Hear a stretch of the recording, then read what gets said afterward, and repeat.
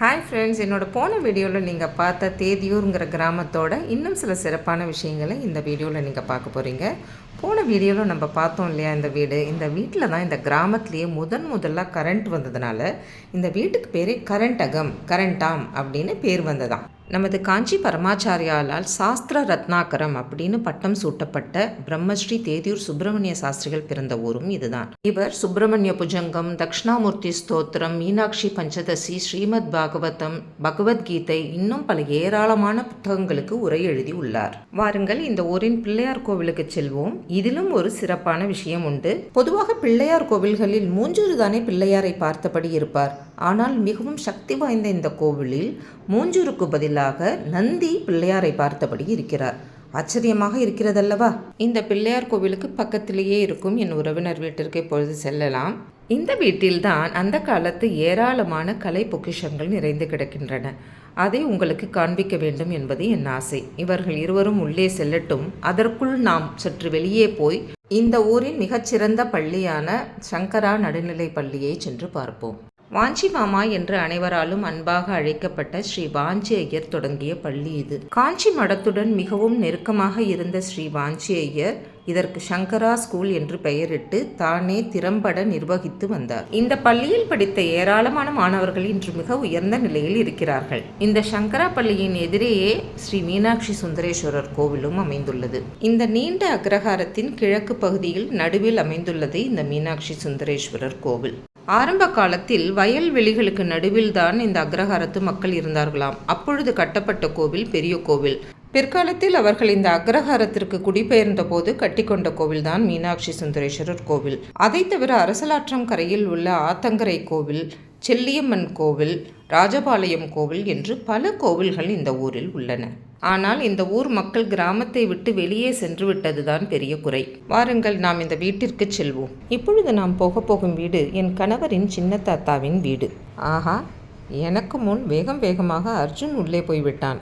குழந்தைகள் ஓடி விளையாடுவதற்கு தாராளமாக இடம் இருப்பதால் இது போன்ற கிராமத்து வீடுகளை குழந்தைகளுக்கு மிகவும் பிடித்து விடுகிறது.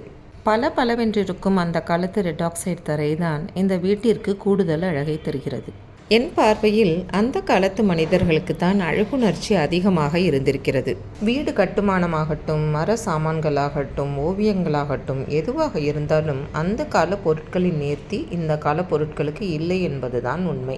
இந்த சந்தன கல்லில் தான் தினசரி பூஜைக்கு சந்தனம் அரைத்து உபயோகப்படுத்தி கொள்வார்கள். இந்த வீட்டிலும் நாம் சற்று கடைசி வரை போய் பார்த்து விட்டு வருவோமா? இதுதான் 2ஆம் கட்டு. இங்கு பாருங்கள், இந்த வாசல் படியை ஆர்ச் மாதிரி வைத்திருக்கிறார்கள். எல்லா வீடுகளும் ஒரே மாதிரி இருந்தாலும் ஏதோ ஒரு மாற்றம் செய்து தனது தனித்துவத்தை காட்டிக்கொள்கிறார்கள். இப்பொழுது இங்கே உள்ளே நுழைந்து பார்ப்போம். இதுதான் கோட்டை அடுப்புள் என்று சமையலறைக்கு பின்புறம் உள்ள ஏரியா. இங்கிருந்து பாத்ரூம் செல்வதற்கு எல்லாவற்றிற்கும் வழி இருக்கும். நல்ல வெயில் என்பதால் எங்களால் கடைசி கொல்லை வரை போக முடியவில்லை. இந்த வீட்டில் நாம் பார்க்க வேண்டிய விஷயங்கள் கூடத்தில் தானே இருக்கின்றன. நாம் அங்கே போய் பார்க்கலாம். அம்மி, கல்லுரல், அடிப்பம்பு என்று அத்தனை பழங்காலத்து சாமான்களும் இங்கே உள்ளன. இந்த வீட்டின் சமையலறையும் மிகவும் பெரியது. அவர்கள் தனது வசதிக்காக சிலவற்றை மாற்றி அமைத்து கொண்டிருக்கிறார்கள். இந்த இடத்தில் ஒரு காலத்தில் தொட்டிமித்தம் இருந்திருக்கும். இப்பொழுது அது இல்லாமல் இந்த காலத்திற்கு ஏற்றாற்போல் சிங்க் உள்ளது. வாருங்கள் நாம் கூடத்திற்கு செல்வோம். இவையெல்லாம் அந்த காலத்து ரவிவர்மா படங்கள். இப்பொழுது இந்த ஓவியத்தை பாருங்கள். மூடிய கதவுகளின் வெளிப்பக்கம் 2 அழகான பெண்கள் சாமரம் வீசிக்கொண்டிருக்கிறார்கள். தஞ்சாவூர் பட பாணியில் அமைந்த இந்த கதவினை திறந்தால் உள்ளே அதைவிட மிகவும் அழகான ஒரு ராதாகிருஷ்ணர் படம். இவர்தான் இந்த ஊரில் வருடம் நடக்கும் ராதா கல்யாணத்தின் ஹீரோ. கதவின் உள்பக்கம் ஒரு பக்கத்தில் பரீட்சித்து மகாராஜாவும் மறுபக்கத்தில் சுக மகர்ஷியும் உள்ளனர். அடுத்தது இந்த வீட்டின் பூஜை அலமாரியை பார்ப்போம். பூஜை அலமாரியின் ஒரு பக்கத்து கதவிலும் தும்புரு மகர்ஷி சங்குடன் இருக்கிறார், கையில் வீணையுடன். நடுவில் பெரிய ராமர் பட்டாபிஷேக படம்.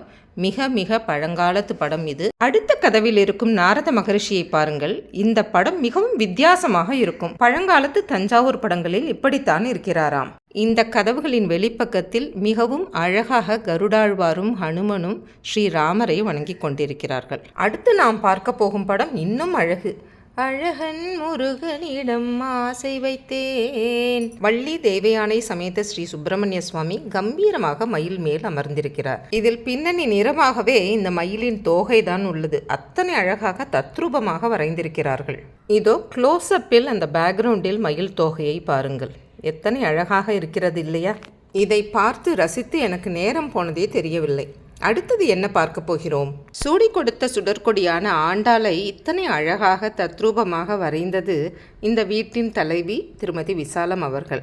அதுவும் இப்போது இல்லை, கிட்டத்தட்ட 40 வருடங்களுக்கு முன் அவர்களுக்கு திருமணம் ஆவதற்கு முன் வரைந்த படமாம் இது. கிராமத்தில், அதுவும் அந்த காலத்தில் இந்த நாள் போல் தினுசு தினுசாக பெயிண்ட் பிரஷ் இவை கிடைக்காத நாளில் எத்தனை அழகாக வரைந்திருக்கிறார் பாருங்கள். இந்த படத்தை நேரில் பார்த்தால்தான் அதன் அழகை முழுதாக அனுபவிக்க முடியும். ஆண்டாள் தாயாரின் சிரித்த முகம், அழகான கண்கள், கொண்டை, அவள் போட்டிருக்கும் நகைகள், பாதங்கள் என்று ஒவ்வொன்றும் பார்க்க பார்க்க அத்தனை ஒரு அழகு. ஆண்டாளுக்கு பின்னால் துளசிவனத்தில் நம்மாழ்வார், கீழே கன்றுகளுடன் பசுமாடுகள், சற்று மேலே அழகாக பார்த்து கொண்டிருக்கும் கிருஷ்ணர், மரத்தின் மேலே பறவைகள், குரங்குகள் அனைத்தும் ஒவ்வொன்றும் பார்த்து பார்த்து வரைந்திருக்கிறார். இந்த ஆண்டாளுக்கு எத்தனையோ கூடாரை வள்ளி உற்சவங்கள் கொண்டாடப்பட்டுள்ளது. எத்தனை தான் நான் வர்ணித்தாலும் அது நேரில் பார்ப்பது போல் ஆகாது. அடுத்து ஒரே வரிசையாக நேர்கோட்டில் அமைந்த அஷ்டலக்ஷ்மி படம், சத்யநாராயண பூஜை, துருவச்சரித்திரம் என்று பல அபூர்வமான படங்கள் இங்கு உள்ளது. நான் நேரில் பார்த்து ரசித்து மகிழ்ந்த அனைத்தையும் உங்களுக்கு ஓரளவு காட்டிவிட்டேன் என்று நினைக்கிறேன். இந்த குடும்பத்தின் அந்த காலத்து தொட்டில்தான் இப்போது ஊஞ்சலாக உருமாறி அர்ஜுன் விளையாடி கொண்டிருக்கிறான். இதோ ஊருக்கு கிளம்பும் நேரமும் வந்துவிட்டது. எல்லா வீடுகளையும் பார்த்து பழங்கால நினைவுகளை அசை போட்டுக்கொண்டு பெருமூச்சு விட்டுக்கொண்டே தேதியூரை விட்டு கிளம்பினோம். இந்த இடத்திற்கு எதிரேதான் எங்களது பூர்வீக வீடு இருந்தது. ஒரு காலத்தில் கோடை விடுமுறைக்கு குழந்தைகள் இங்கு வரும்போதெல்லாம் தெரு முழுக்க ஓடி விளையாடி இருக்கிறார்கள். அந்த நாளும் வந்திடாதோ என்று புலம்பிக் கொண்டே அடுத்ததாக நாங்கள் கோனேரி ராஜபுரத்தை நோக்கி கிளம்பினோம். இங்கிருந்து அரசலாற்றை தாண்டினால் பரவாக்கரை, கரிவேலி, வடமட்டம் வழியாக கோனேரி ராஜபுரத்துக்கு எளிதாக சென்று விடலாம். போகும் வழி முழுக்க கண்ணை பறிக்கும்படியான இயற்கை காட்சிகள்தான். இதோ அடுத்த வீடியோவில் கூடிய சீக்கிரம் உங்களை கோனேரி ராஜபுரத்தில் சந்திக்கிறேன். நடராஜரும் உங்களுக்காக காத்திருக்கிறார். பாய்.